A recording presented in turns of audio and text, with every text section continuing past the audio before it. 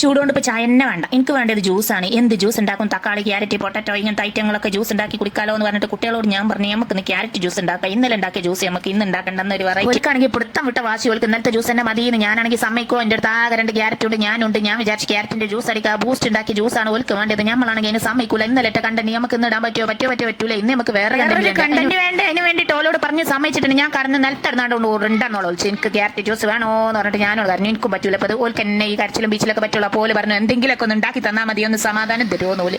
അപ്പോൾ അങ്ങനെ നമ്മൾ ജ്യൂസ് അടിക്കാൻ വേണ്ടി മിക്സിന്റെ ജാർ എടുത്തു. ജാറിലേക്ക് നമ്മൾ ഇട്ട് കൊടുത്തത് ക്യാരറ്റ് പച്ചക്ക് തൊലി കളയാതെയാണ് ചേർത്ത് കൊടുക്കുന്നത്. നല്ലോണം കേക്ക് കൊണ്ടുവന്നാൽ മതി. പിന്നെ ക്യാരറ്റും ചേർത്ത് കൊടുക്കുക. അതിലേക്ക് 2 ഏലക്കായും ചേർത്തിട്ട് നല്ലോണം അരച്ച് പേസ്റ്റ് ആക്കി കൊണ്ടുവരാം.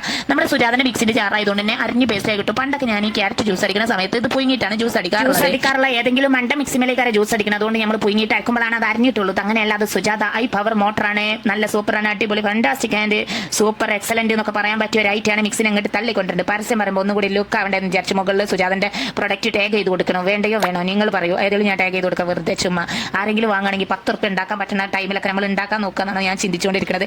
അപ്പോൾ ഞാനിവിടെ നിങ്ങൾക്ക് പരിചയപ്പെടുത്തുന്ന ക്യാരറ്റ് ജ്യൂസിൽ നമ്മൾ പഞ്ചസാര ഇട്ടെടുത്ത്, പഞ്ചസാരക്ക് നല്ല ചിലവാണ് ഈ ജ്യൂസ് ഉണ്ടാക്കുന്നതിലൂടെ. ഈ പഞ്ചസാരക്ക് പകരം ഉപ്പിട്ടാൽ പ്രഷറും കൂടും, പഞ്ചസാര ഇട്ടാൽ ഷുഗറും കൂടും. ഇപ്പോൾ ഇതിൽ രണ്ടിലും പെടാത്ത വേറെ എന്തെങ്കിലും ഇട്ടാൽ അത് ടേസ്റ്റ് ഉണ്ടാകുക, അതും ഉണ്ടാകൂല. പിന്നെ ഇടാനുള്ള ശർക്കരയാണെങ്കിൽ ശർക്കര ഇട്ടാൽ എന്ത് സംഭവിക്കും? പാലങ്ങോട്ട് പിരിഞ്ഞു പോകും. അതൊന്നും ഉണ്ടാക്കിയിട്ടില്ല കേട്ടോ, അതങ്ങനത്തെ ഒരു റെസിപ്പിയും ഇല്ല.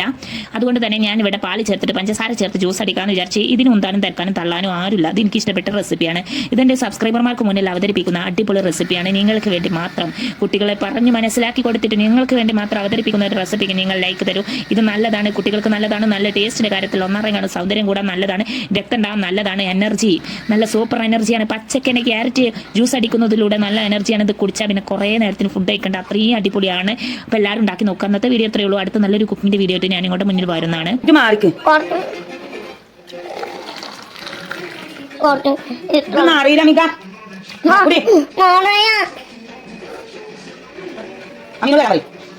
പിന്നെ